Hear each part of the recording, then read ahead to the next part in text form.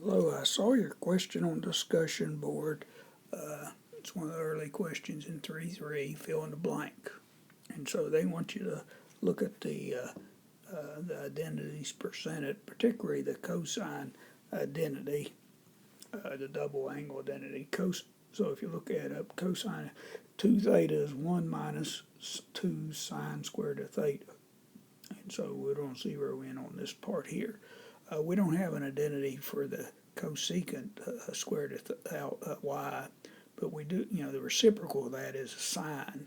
So what we're thinking about it, need to look for is the sine. Okay. And so what I want to do is solve for this part here.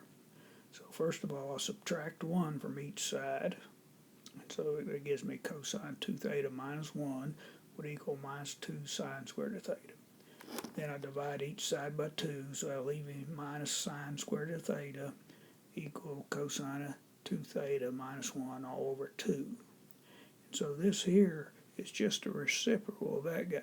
So if I take the reciprocal of this, that would be minus cosecant squared of theta. If I take the reciprocal of this side, it would be 2 all over cosine of 2 theta minus 1.